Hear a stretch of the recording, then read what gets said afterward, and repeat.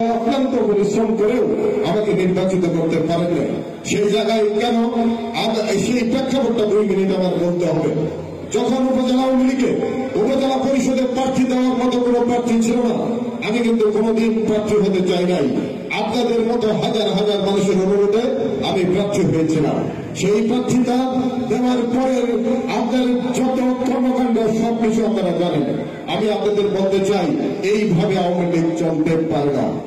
আপনারা দেখবেন বহু বছর যখন এই কাতারের আওয়ামী লীগ বারবার বর্জিত হয়, আমাদের প্রয়াত নেতা শামসুর রহমান খান সাহেব বারবার বর্জিত হয়েছে শুধু আওয়ামী লীগের কর্মীদের কারণে।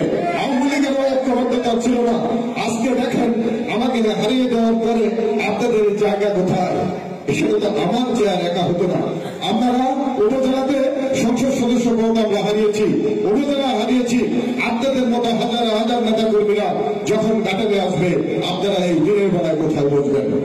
আমাদের সভাপতি সাহেব উনি সন্ধ্যার পরে পার্টি বসে ইচ্ছা হলে খুলে, না হলে খুলে না চাবিওয়ালার কাছে। তাহলে আপনারা এখন দোকান ছাড়া কোনো জায়গা আছে? অতএব আমি হারি নাই, হেরেছেন কিন্তু আপনারা। আমি বলেছিলাম যে আমি উপজেলা চেয়ারম্যান আপনাদের অনুরোধে নির্বাচন করছি। যদি এই চেয়ারটা আমার দ্বারা উদ্ধার হয় তাহলে আপনাদের জন্য উৎসর্গ করবো। এইখান থেকে যে নতুন কথা পাওয়া যায় সেটাও আমি দেবো না। সেই প্রেক্ষাপট গুলা বলা দরকার বিধায় আজকে আমি দেখেছি। আপনারা দেখেন গত 7 জানুয়ারি যে নির্বাচন হলো, এই নির্বাচনে আমরা কিন্তু কোনোভাবেই দেখি নাই যে আমরা ঐক্যবদ্ধ। আমরা একটা লেভেল পর্যন্ত ঐক্যবদ্ধ ছিলাম। আমাদের সভাপতি মহোদয় উনি কোন কমিটি করলেন না, স্টিয়ারিং কমিটি, পরিচালনা কমিটি করলেন না, ইউনিয়নের কমিটি করলেন, ওয়ার্ড কমিটি করলেন। ইউনিয়ন কমিটি, ওয়ার্ড কমিটি মাঝপথে নেতৃত্ব দিতে পারে, তারা কিন্তু পূর্ণ নেতৃত্ব দিতে পারে না। সেই জায়গা থেকে আপনারা দেখেছেন উপজেলার কমিটি হয় নাই। নির্বাচন পরিচালনা হয়েছে, প্রার্থীর কানে কানে কি বলতেন, আঙুলি কাজ করতেন। দেখতে দেখতে দেখতে দেখতে একটা গভীর ষড়যন্ত্রের মধ্যে উনি পরাজিত হলেন। তারপরে যখন এই 3 মাস পরে নির্বাচন আসলো, আমি কোনোভাবেই রাজি ছিলাম না যে এই ষড়যন্ত্রের মধ্যে আমি নির্বাচিত হতে পারবো। তারপরে আপনাদের মতো শত শত নেতাদের হাজার হাজার কর্মীরা আমাকে প্রার্থিতা দিতে বললেন। আমি আপনাদের কথা রাখলাম, আমি প্রার্থিতা দিলাম। আমার নেতার কাছে আমি বহুবার গিয়েছি, 3 বার শ্বশুরে গিয়েছি। আমাদের নৌকামার্কার প্রার্থীকে নিয়ে আমি ব্যক্তিগতভাবে এবং ওনার কিছু কর্মী নিয়ে আমি ওনার কাছে গিয়েছি, ওনাকে মন তোলাতে পারি নাই। অর্থাৎ আপনি দেখেন উনি নেতা হওয়ার পরে যখনই কেউ নেতা হইতে চেয়েছে, আপনাদের দায়িত্ব নিতে চেয়েছে, তাকে হারিয়ে দিয়েছে। শুধুমাত্র পারে নাই 2008 সালে যখন মধুর আমার নির্বাচন করলেন, তখন কিন্তু উনি 5-7 দিন আগে এসে জয়েন করেছে।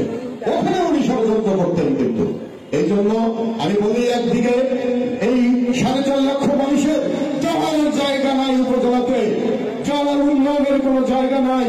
কার কাছে কথা বলবে, কার কাছে বিচার দিবে, কার কাছে আইনি সহায়তা পাবে, কার কাছে প্রশাসনিক সহায়তা পাবে, সেটা কিন্তু না। আমি যেদিন পরাজিত হলাম, ওনার অফিসে মিষ্টি বিতরণ করেছে, উনি আওয়ামী লীগ করবে। অর্থাৎ চেয়ার থেকে আসি, না হলে নাই। আমি আপনাদের কাছে বিচারের মহল দিলাম। আপনার ভবিষ্যতে আমরা যতদিন বেঁচে থাকবো, আমাদের তো স্বাধীনতাতে বেঁচে থাকতে হবে, নিরাপদে থাকতে হবে। আমি গ্রামে গ্রামে গিয়েছি, নৌকা মার্কায় ভোট দিয়ে তারা স্বাধীন হতে পারে না, তারা স্বাধীনভাবে রাস্তায় চলতে পারে না। আমার অভিযোগ আপনাদের কাছে যে আপনারা সব জানেন, সব বুঝেন, তারপরে দুটা মিনতি যে এইভাবে যদি আওয়ামী লীগ চলে, তাহলে কিন্তু আপনাদের অধিকার, আপনাদের নিরাপত্তা, আপনাদের প্রশাসনিক কার্য সেটা থাকবে না। আমি মনে করি থাকবে না। তবে আমি তারপর কি করলাম, আমাদের মাননীয় সাংসদ ওনার কাছে গেলাম, গিয়ে বললাম যে ভাই আপনি 3 বার নির্বাচিত হয়েছেন, আমার ওইটা নিয়ে কোনো কথা নাই। আমি উপজেলা পরিষদে প্রার্থিতা দিয়েছি, আপনি নিরপেক্ষ নির্বাচনের ব্যবস্থা করেন। উনি আমাকে এক পর্যায়ে কথা দিয়েছিল যে আমি নিরপেক্ষ নির্বাচনের ব্যবস্থা করবো। সে কথাও কিন্তু উনি রাখেন।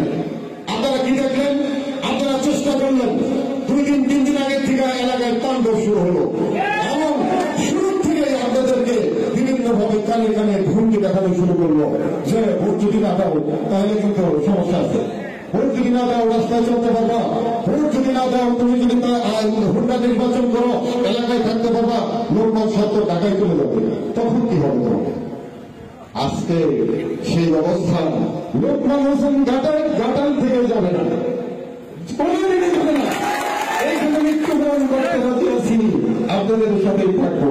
ওনারা যা কামনা করেছে, ধারণা করেছে, আপনাদেরকে ভুল বুঝিয়েছে, সেই চাহিদা পূরণ হবে না, সেই আশা পূরণ হবে না। আমার বিশ্বাস আপনারা দেখেন, একটু কথা বলতেই হয়, আপনারা দেখেন বাংলাদেশে নির্বাচন নিয়ে মারামারি কাটাকাটি ফোটাফুটি হয়েছে, কিন্তু ঘাটাল কিন্তু ব্যতিক্রম ধর্মী নির্বাচন হয়েছে। সারা বাংলাদেশে একরকম নির্বাচন হয়েছে, যেহেতু আওয়ামী লীগের মধ্যে নির্বাচন বেশিরভাগ জায়গায়, সেই জন্য হয়তো দলের মানসিক কর্মীর মধ্যে সংঘর্ষ হয়েছে। কিন্তু এইখানে হয়েছে ব্যতিক্রম ধর্মী। কিরকম ব্যতিক্রম ধর্মী? 3 দিন আগের থেকে যখন দেখলো আপনাদের মাধ্যমে আমার জনপ্রিয়তা আকাশচুম্বী, 70 থেকে 80% মানুষ আমাকে ভোট দেবে, তখন ওনারা টের পেয়ে তারা তাণ্ডব শুরু করলো। আপনি দেখেন একেবারে দৌড়াবাড়ির থেকে সতওয়াল ইউনিয়নে প্রত্যেকটা জায়গায় তারা তাণ্ডব শুরু করলো। ভোট দানে বিরত থাকতে বললো, ভোট দানে ভয় দেখালো যাতে ভোট কেন্দ্রে না যায়। ভোটের দিন আমি ঘুরে ঘুরে কি দেখলাম, বিভিন্ন অটো রিক্সা এবং রিক্সা তাদেরকে ঘুরিয়ে দিয়েছে, যে যারা যখন দেখত যে ভোটটা মোটরসাইকেলে দিবে তাদেরকে বাড়িতে পাঠিয়ে দিত। এমন 3 রাত্রি পর্যন্ত মানুষকে কানে কানে গিয়ে মিথ্যা গুজব ছড়ালো যে ভোট কেন্দ্রে গেলে ওখানে গন্ডগোল হবে, অথবা ভোট কেন্দ্রে ভোট দিয়ে তোমরা বাড়ি ফিরতে পারবে না, ওখানে আপনারা যাবেন না। আপনাদেরকেও কাউকে আমাদের ভিতরেও কিছু মানুষ রাখছিল যারা ষড়যন্ত্র করে এইগুলি করেছে। আপনারা জানেন পশ্চিম এলাকায় লোকের পাড়ায় আমার কোন রেফারেন্স তারা দিতে দেয় নাই। আমি এই জন্য যখন আমাদের মহানবী জননেত্রী শেখ হাসিনা বললেন যেহেতু বৃহত্তর বিএনপি নির্বাচন আসতেছে না, তাহলে তোমরাই নিজেরাই নির্বাচন করো, ভোটারদেরকে উদ্বুদ্ধ করো, উৎসাহিত করো, যাতে ভোট দাঁড়িয়ে হয়, আমরা পৃথিবীতে যেন আমরা দেখাতে পারি অবাধ, গ্রহণযোগ্য এবং অংশগ্রহণমূলক নির্বাচন হয়েছে। কিন্তু আপনারা কি দেখলেন? ঘাটাল তার ব্যতিক্রম। তার মানে জননেত্রী শেখ হাসিনা যে ঘোষণা দিলেন, সেই ঘোষণাকে তারা বাতিল রেখে ভোট দানে বিরত থাকতে বললেন। যার কারণে বাংলাদেশের সকল জেলার তুলনায় ঘাটালে কিন্তু ভোটের সংখ্যা কম করেছে। আমার বিবেচনা আমি যদি বুঝে থাকি, আমি যদি দেখে থাকি, তাহলে 15 থেকে 18% ভোট কাজ হয়েছে, ওনারা 26% দেখিয়েছে। এবং ভুয়া ভোটের মাধ্যমে একেবারে একই লোক বারবার ভোট দিয়ে তাদেরকে ভোট দিয়ে তাদেরকে নির্বাচিত করেছে, আলাদা নির্বাচিত করেছে। কিছু ইউনিয়ন 2-3টা ইউনিয়নে এমন সময়টা ভোট দিতে ভোটারদেরকে বাধ্য করেছে। অতএব আমি আপনাদের বলতে চাই যে এইটা তো যখন আওয়ামী লীগের নামে বঙ্গবন্ধুর নামে স্লোগান দেয়, বঙ্গবন্ধুকে নেতা মানে, শেখ হাসিনাকে নেতা মানে, বা কর্মকাণ্ড কিন্তু বিএনপির মতো। বিএনপি যেমন আপনার সংসদ নির্বাচনে দেখেছেন আমাদের বৃহত্তর জাতীয় দল তারা ভিড়ের মাধ্যমে মানুষকে নিরুৎসাহিত করছে দুটো ভোট দেওয়ার জন্য, সেটা তাদের দলের সিদ্ধান্ত। কিন্তু আওয়ামী লীগ যারা ভোটে অংশগ্রহণ করেছে তারা কি মানুষকে ভোট দেওয়ার বিরত থাকতে পারে? বলতে পারে? অতএব এই আওয়ামী লীগকে তারা আওয়ামী লীগের নামে স্লোগান দিয়ে নেত্রী ভেঙে আওয়ামী লীগের ক্ষতি করছে। আমি আপনাদের মাধ্যমে আজকে অনুরোধ করতে চাই, বিশেষ অনুরোধ করতে চাই, আমাদের মহান নেত্রী জননেত্রী শেখ হাসিনা ঘাটালের রিপোর্টটা যেন দেখে। বিভিন্ন গোয়েন্দা বিভাগ অবশ্যই রিপোর্ট করেছে যে প্রত্যেকটা ভোটারকে ভয়ভীত দেখিয়েছে, ভোট দানে বিরত থাকার জন্য বাড়িতে তাণ্ডব করেছে, এলাকায় তাণ্ডব করেছে, ভোট কেন্দ্র থেকে ফেরত দিয়েছে। এইরকম এই যে বিশৃঙ্খল কাজ করেন তারা আওয়ামী লীগ করে, কিন্তু আমি বিশ্বাস করি না তারা আওয়ামী লীগ করে। আওয়ামী লীগের ম্যানিফেস্টোর বাইরে, কর্মসূচির বাইরে যারা কাজ করে তারা কিন্তু কোনোভাবেই আওয়ামী লীগের ভালো চায় না।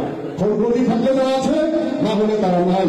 অতএব কারণে আপনাদেরকে ঐক্যবদ্ধ হতে হবে, সতর্ক থাকতে হবে। তার পিছনে যাবেন, আমার পিছনে আসতে হবে তা না, যারা কামরুল হাসানের পিছনে আসতে হবে, এসপির পিছনে আসতে হবে তা না। আমাদের কর্মকাণ্ড যদি দলের আদর্শ থাকে, দলের কর্মসূচির সাথে ঐক্যবদ্ধ থাকে, তাহলে আমাদের কাছে আসবে। তবে আজকে যে সমস্ত কারণে এই 2টা নির্বাচনে আমরা পরপর পরাজিত হয়েছি, সেই ব্যাপারে আপনাদেরকে সতর্ক থাকতে হবে। ভবিষ্যতে যদি আপনারা শান্তি চান, নিরাপত্তা চান, সুশৃঙ্খলভাবে রাস্তাঘাটে চলতে চান, তাহলে ঐক্যবদ্ধ হতে হবে। আমার বিশ্বাস যে আপনারা মাঠ পর্যায়ের নেতা কর্মী, আপনারা ঐক্যবদ্ধ হলে ঘাটাল শান্ত হবে এবং আমাদের মহানেত্রী জননেত্রী শেখ হাসিনা ঘাটালের গোয়েন্দা বিভাগের রিপোর্টের পরে উনি সিদ্ধান্ত নেবেন কার হাতে আওয়ামী লীগ থাকবে, কোন নেতৃত্বে চলতে পারে। সেই নেতৃত্ব কায়েম করতে হবে, যে নেতৃত্ব বঙ্গবন্ধু চেয়েছিলেন, যে নেতৃত্ব মানুষের সম অধিকার চেয়েছিলেন। বঙ্গবন্ধু মানুষের নিরাপত্তা চেয়েছিলেন, মানুষের অধিকার চেয়েছিলেন। সেই জায়গায় কিন্তু বঙ্গবন্ধুকে ৭৫ ঘটনার ঘটার মাধ্যমে আওয়ামী লীগের ইতিহাস নষ্ট করে দিতে চেয়েছিল, স্বাধীনতার ইতিহাস নষ্ট করে চেয়েছিল। তখন কিন্তু আওয়ামী লীগের ভিতরে লোকসান দেওয়ার অবস্থা এই ঘটনা ঘটিয়েছিল। যারা ইতিহাস জানেন, যারা জানেন না তারা পড়ে নেবেন। অতএব আওয়ামী লীগের ভিতরেই যে সকল মানুষ আওয়ামী লীগা সেটা কিন্তু না। কিন্তু আওয়ামী লীগ, আমার বিশ্বাস আওয়ামী লীগে ১ জন ২ জন মানুষ ১০ জন মানুষ খারাপ থাকতে পারে, তাই বিনা লক্ষ লক্ষ মানুষ অনিরাপদ থাকতে পারে না, লক্ষ লক্ষ মানুষ অবিচারের বাইরে থাকতে পারে না। অতএব আমরা নিরাপদ কাটান চাই। সেই সাথে আমাদের মহানেত্রী জননেত্রীর কাছে অনুরোধ করতে চাই যে আপনার কাঠানের গোয়েন্দা বিভাগের রিপোর্ট দেখে তারা আপনার আওয়ামী লীগের কর্মী, তারা আপনার আওয়ামী লীগের কর্মীরা আপনার ব্যবস্থা নেবেন। না হলে কাঠানের ৪.৫ লক্ষ মানুষ নিরাপদের জীবনযাপন করতে পারছে না দীর্ঘদিন যাব। আমি আর বিশেষ কিছু বলতে চাই না, আপনাদের সুস্থতা কামনা করি। আরো দুটো কথা বলে শেষ করতে চাই। আমার আলো ক্ষেত্রে আছে, আমাকে পালিয়ে যাওয়ার কোনো জায়গা নেই। এখানে অনেক ইনভেস্ট করেছি, এখানে মানুষের কল্যাণে কাজ করা হয়। এখানে সকাল ৮টা থেকে ১টা পর্যন্ত গরিব দুঃখীদের আমরা চিকিৎসা দিয়ে থাকি, মাত্র ১০ টাকা দিয়ে সরকারি হাসপাতাল। এখানে সকাল ৮টা থেকে ১টা পর্যন্ত এই ঘাটালে হাসপাতালে যে পয়সায় টেস্ট হয় আমার এখানেও সেই পয়সায় টেস্ট হয়। আপনাদের মধ্যে গরিব মানুষ আছে, আমার প্রতিষ্ঠান আপনাদের গরিব মানুষের জন্য আছে। আর আপনারা যারা ধনী মানুষ, আপনারা যদি আলোককে বিশ্বাস করেন, আমার বিশ্বাস আপনাদের ৯০% ব্যাপার নিয়ে কোন ঘাটালের আলোকের বাইরে যেতে হবে। আমি একজন স্বাস্থ্যকর্মী হিসেবে আমি আপনাদেরকে স্বাস্থ্য সেবা দিতে চাই। আর আল্লাহ যদি আমার ইনকাম ঠিক রাখে, আপনাদের যারা গরিব দুঃখী মানুষ আছে, আমি মানুষের কল্যাণমুখী কাজ করতে খুব পছন্দ করি। এই জন্য আপনাদের পাশে আমি আছি, থাকবো, যতদিন বেঁচে আছি আপনাদের কাছে। আর আগামী দিনে আপনাদের সাথে দেখা হবে। আমার প্রতিষ্ঠান আপনাদের স্বাস্থ্য সেবার জন্য করতে থাকবে, কারো জন্য কম পয়সা, কারো জন্য বিনা পয়সা। আর আপনারা আজকে যারা আমার পক্ষে কাজ করেছেন, তারা যদি কিছু ভালো কাজ করতে চান, এলাকা ভিত্তিক কোন মেডিকেল ক্যাম্প লাগে, কোন দুস্থ মানুষ লাঠিয়ে আছে, কোন দুস্থ মানুষ, দুস্থ একটা স্কুল ছাত্র বা ছাত্রী অর্থের অভাবে তারা লেখাপড়া করতে পারছে না, তাদেরকে আমরা পাশে থাকবো, আমার প্রতিষ্ঠান আমাদের পাশে থাকবে।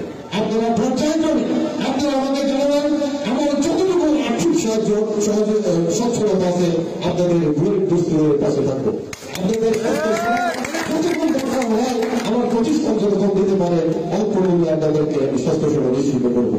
অতএব আগামী দিনে আপনাদের সাথে মাঠে ময়দানে দেখা হবে, আপনারা ঘাটালে আসবেন, আমার বাড়িটাও আপনাদের জন্য উন্নত থাকবে ইনশাআল্লাহ। কোথাও যদি জায়গা না থাকে আমার বাড়িতে হবে আপনাদের ভাই ইনশাআল্লাহ। আমার সচ্ছলতা আছে ততক্ষণ পর্যন্ত আপনাদের আমি পাশে আছি।